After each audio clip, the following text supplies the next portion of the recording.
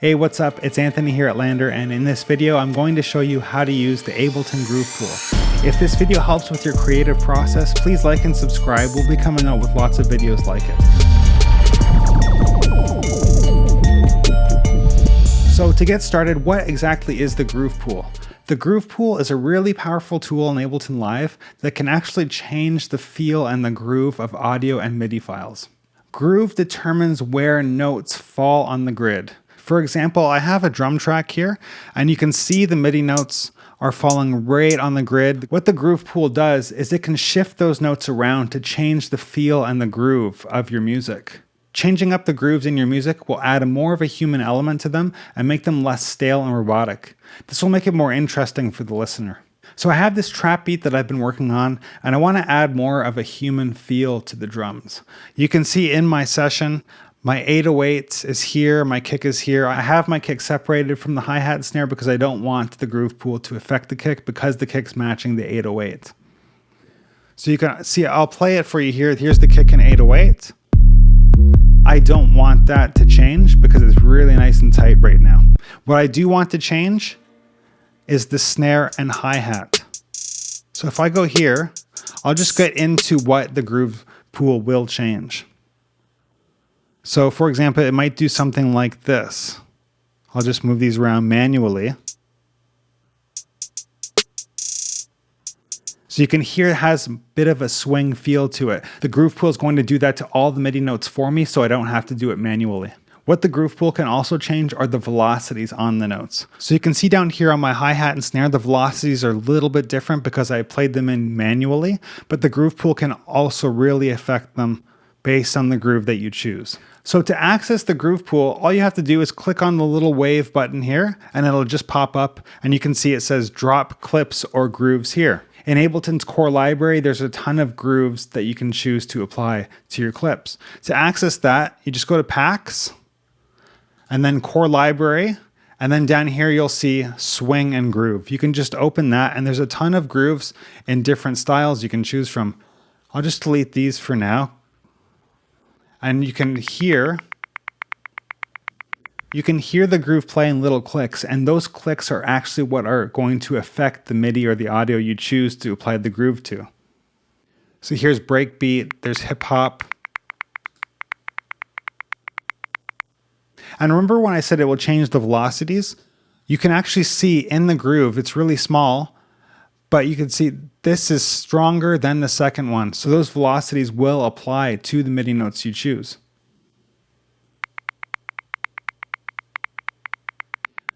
So there's also rock grooves. There's some percussion grooves based on the instruments. What I really like for this track are the swing grooves. So swing gives it a really cool, nice human feel. This first swing groove is a bit of a weaker swing groove, and as you go down the list, you get really weak to really strong. So here's one of the weaker swings, and then the strongest one. It almost sounds like a horse galloping. So in my list of swing grooves, the first number is the type of note that it will affect. That's an 8th note, and then it just goes in increments of 5, how it gets stronger. So you can apply the grooves from the Groove Pool in a couple of different ways. The first way is to just drag them into the Groove Pool. So I'll just drag this one, swing 8-55, and then you can see it shows up in the Groove Pool. Once I'm here, it's in my Groove Pool, I can begin to apply it to my MIDI and audio clips. So I'm going to start applying it to my drums. To do that, I'm going to click here and just go to Groove down here, click, and then you'll hear right away it changes the feel of my drum track. So this is without the groove, and this is with the groove. Let's just hear that in context with my track. Without.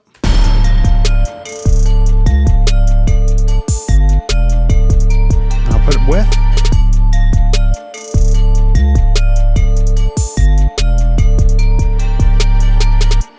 Really adds a nice human feel to the drums. Another way you can apply the grooves to your session is to just drag them directly onto the clips.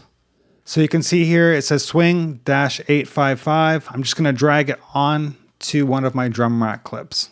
And there it is there, and then it shows up automatically in the groove here. I really don't like how it applied itself to the 30-second note roll here. It kind of sounds a bit choppy, and I'll show you how to fix that a bit later in this video. So it's important to note that Ableton applies the groove on the fly, and it doesn't change the MIDI notes.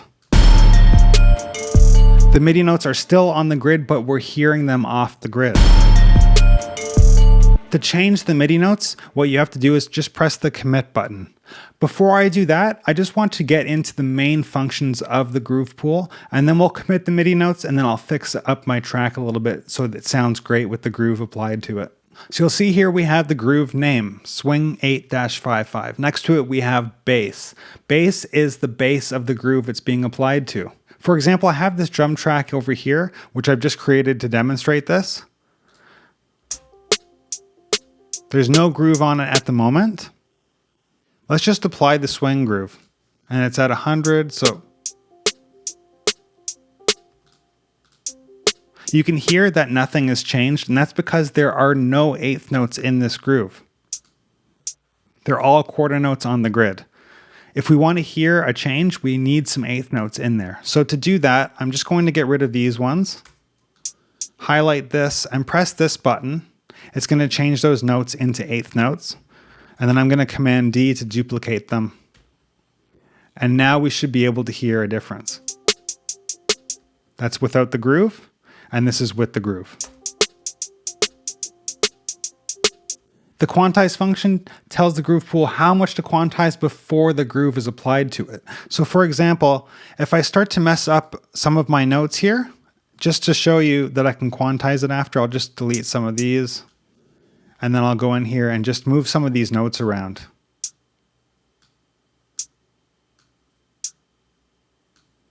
Move that there.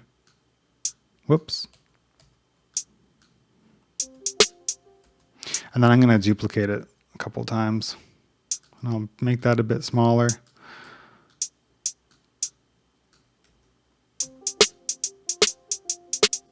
So you can hear it's kind of not sounding great because they're not on the grid.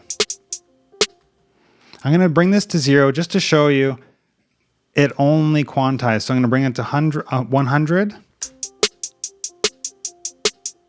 You can hear it sounds great. And if I commit those, they're going to end up on the grid. Now it's quantizing it before the groove is applied, and that's where the timing percentage comes in. The more I increase this, the more the groove is applied. So if I only want half of this groove, that's only half of the power of the groove. So if I increase this to 100, it's giving me a full percentage of the groove that's applied. So it's like a dry wet knob. There's it completely swung, and then I can just kind of reduce this if I want just a little bit of the groove. The next percentage here is the random percentage. This is kind of like a humanizer. So if I increase this, it's going to add more of a human feel. So at 100, it's going to be like someone that doesn't know how to play the drums playing your MIDI clips. So you can hear the hi-hats are all over the place. I'm going to bring that to 0 so you can hear it, and I'll bring the groove up to 100. So you can hear that's pretty. And remember, we're quantizing all of this as well, which is awesome.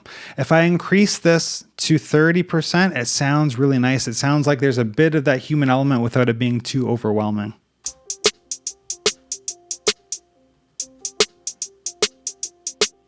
Awesome. The velocity percentage applies velocities from the groove into your MIDI notes. So in this groove, I have pretty steady velocities. If I grab a groove with more velocity changes in it, so for example, this hip hop groove, I have 1 is strong, 2 is weak, 3 is strong, 4 is weak. I'm going to drag that in, and I'm just going to turn everything to 0. Whoops. I'm going to select the hip hop groove. I'm going to crank the velocities, and then when I click the commit button, you'll see the velocities really drastically change. So they were a straight line, and then the velocities of the hip hop groove really changed. Of course, you can also select how much of the velocities you want to change. So if I go to maybe 20% here and then hit commit, you'll see it changes a bit less. So it's just a bit varied. So you have lots of control with the parameters in the groove pool. So to finish up, I'm going to apply the swing groove on my drum track in the trap beat that I have here and just clean it up to show you what's possible with the groove pool. So I have the groove loaded up on my hi-hat track, and you'll remember I didn't really like how they affected my hi-hats. So let's try to clean that up. I'm going to commit the groove to the MIDI notes and you'll see them shift. And if we look at the hi-hat roll, you can see how off the grid it is. I have it set to the value of the roll, which is 30-second note triplets. And I want them to go back onto the grid. So to do that, I'm going to select them and then just Command-Shift-U to quantize. And I'll quantize to the current grid, which is 30-second note triplets, the start and end, and then I want 100% quantization. And you'll see it quantized right back to the grid. It just kind of missed one. So I'll select that and Command-D to get the full roll in there. And now it should sound a bit better. Nice, let's hear it in context with the track.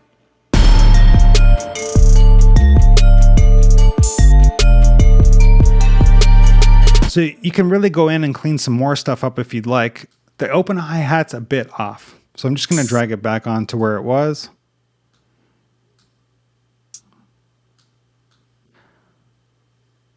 So again, before and after. There's the groove applied, and I fixed the roll up there. And then there's the straight one. You can kind of tell it doesn't groove as hard as the groove pool one. So to apply that to my whole beat, I'm just going to delete all of these. Select that and then Command-D. Now my whole beat has that groove applied to it. So another great thing the Groove Pool can do is it can read grooves from files, and then you can apply those grooves onto other stuff. To demonstrate that, I have this shaker loop. You can actually drag audio into the Groove Pool. It's going to analyze it, take the groove from that loop, and then you can apply that groove to other stuff. I've imported it, it analyzed the groove, and then I can go on to a different track. I have a piano track down here. I'll just apply it to that and we'll see what it sounds like.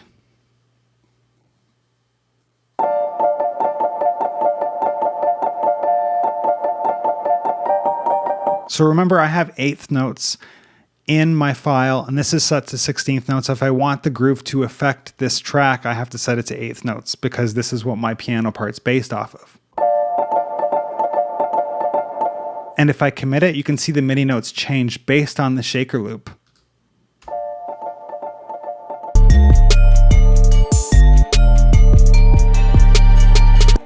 The possibilities are endless with the Groove Pool. You can really add some cool feel and grooves to your music that you didn't think were possible. Thanks so much for watching this video. Now that you know how to use the Ableton Groove Pool, start experimenting with it in your music. I'd love to hear what you come up with, so post it in the comments below and I'll take a listen.